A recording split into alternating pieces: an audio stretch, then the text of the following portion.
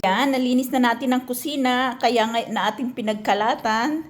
Kaya ngayon naman, pupunta tayo sa banyo. Linis naman tayo ng banyo. Ito naman ang banyo namin dito. Tatlo nga pala ang banyo nitong condominium na pinagdikit. Pinag-isa, kaya marami itong banyo. Ang banyo nito ay bali 3. Ito yung banyo ng matanda. Yung banyo ko ay nakadikit din sa aking kwarto. Ito, ganito lang, hindi naman, kasi parang itong bahay na ito, lumang style na ng bahay. Parang hindi na siya yung mga modern house, modern condo ngayon. Kaya yan ang kanyang banyo. Lilinisin natin. Ito ang liguan niya. Shower room. Pero medyo malaki din naman siya. Ayan.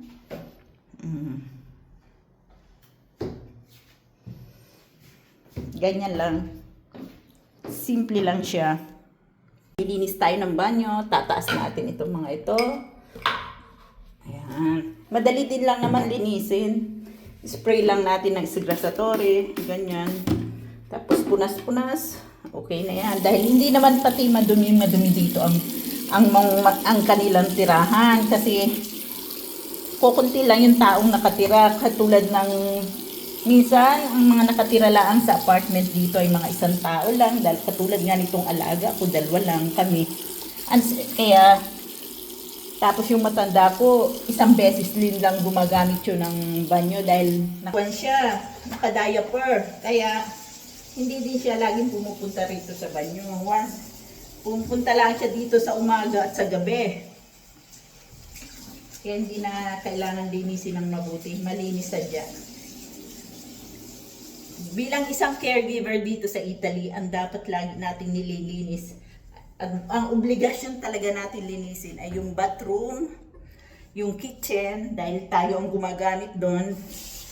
Normally yung mga matatanda dito, may caregiver na pero may tagalinis din sila ng bahay. Yung mga 3 times a week na pumaparito o kaya minsan ay 2 times a week, may mga ganung bahay. Pero dito sa aking trabaho, ako na lang. Tsaka wala naman naglilinis. Ako rin lang. Wala rin naman nagkakalat. Ako rin lang nagkakalat dito eh. Ayan, punas-punas lang ng ganyan. Hindi natin kailangang pakalinis-linisin yan. Gaganong ko lang siya.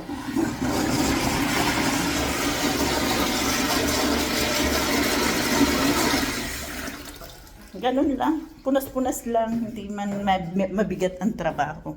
Na yung banyo, 1 click lang. Linis ang banyo. Dito naman tayo sa kwarto. Ito yung kwarto ng ang matanda. Sabi ko nga sa inyo, hindi na modern yung kanilang condo. Hindi na katulad ng ibang mga modern na condo. Medyo malaki nga ito pero may pagka-antik na yung bahay nila. Bed din, madali din lang. Hindi ko naman lahat ipapagpag yan. Yan ay hila-hila ko lang. Hila-hilahin mo lang. Katulad dito. Sabi ko nga sa inyo, napakaswerte ko na rin dito. Hindi ito maarte. Pero may ibang mga matatanda na sobrang siselan. Pero itong aking alaga, hindi. Kahit isa itong doktor. Yan. Gaganin. Papantay-pantayin mo lang siya.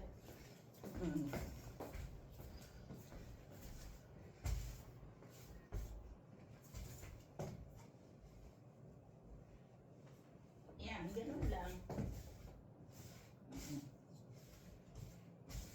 Tapos na. Yan, ganito. 1 click. Ayan, tapos na. Naayos na natin yung beddings niya. Okay na yan. Okay. Sweeper na lang tayo. Sweeper lang natin yung sahig. Naglalaro ka lang. Kaya dito, sa totoo lang, pag ikaw ay caregiver, maalwan na ang trabaho mo. Wag lang ang trabaho mo talaga yung matandang masyadong hyperactive, yung may Alzheimer, may mga sakit na ganun. Masyadong mahirap yun, o kaya yung mga batang may mga kapansanan o yung matatandang may kapansanan, yun ang mas mahirap alagaan. Pero mabigat din kasi sila. Pero yung katulad ko, na yung alaga ko naglalakad pa, okay pang isip, maganda ang trabaho mo. Parang kasama mo, basta may kasama lang talaga. Magluluto ka, Simple rin lang naman ang pagkain nila. Mas masarap pa nga ang pagkain ko kaysa sa pagkain nila. Ganon lang. Ang mahirap na trabaho yung pamilya. Mabigat na trabaho ang pamilya. Talagang lagi kang nagmamadali doon. At saka yung may mga alagang bata.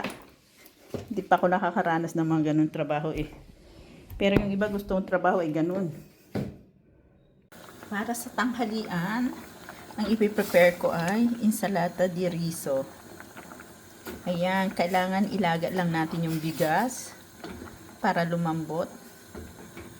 Pero hindi yung malambot na katulad ng kanin. Kanin natin na normal na kanin natin. Okay na to.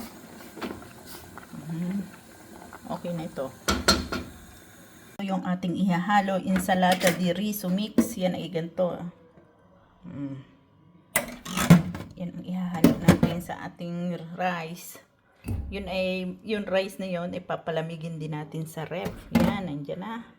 Tapos sasalain din natin yung rice. Ito yung ating nilagang rice. Isasalain natin.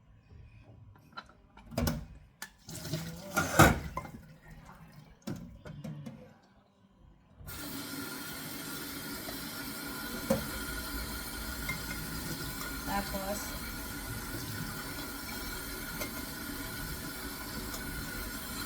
babanlawan natin ng malamig na tubig para ma-stop yung cooking process niya. Ayun. Okay. Ayan.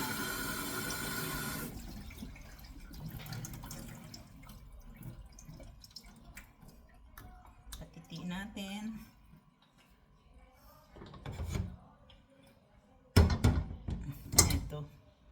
Patitiin lang natin dito. Then, ito yung ating halo. Lalagyan din natin ito ng cheese. Prepare natin yung kanyang mga halo. Yan, ihalo na natin yung rice.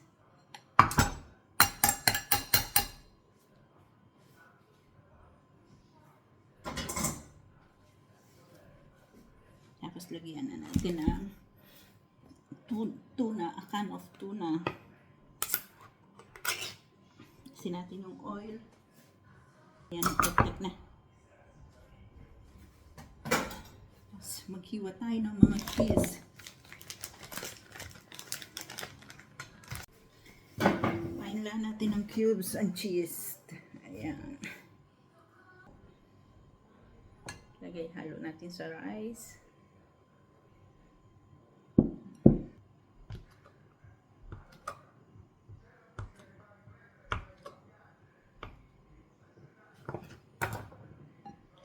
Okay. Ayan na. Ayan, ganito lang. Lalagyan natin ng olives. Lagyan na natin lahat ng olives. Wala na rin namang paggagamitan. Tira tayong konti.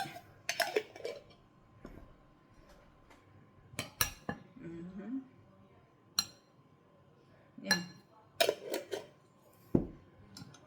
Ayan. Tapos, lagyan natin ng ham. Buti may mga tira-tira kami dito. Buti may mga tira-tira kami dito na ham. Putol-putulid lang natin. Ang ganda lang.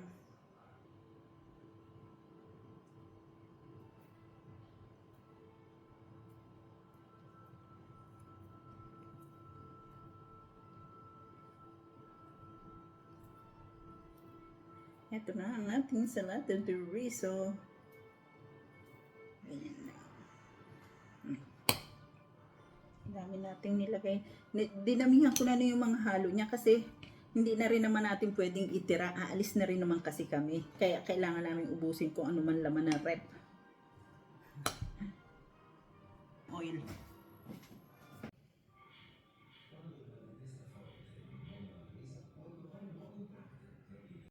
May bisita kami ngayon at ito ang aming appetizer. Ito ang kakainin namin. Ang aming bisita ay 3 tao. Kaya yan, bali 5 lahat kaming kakain ngayong hapunan.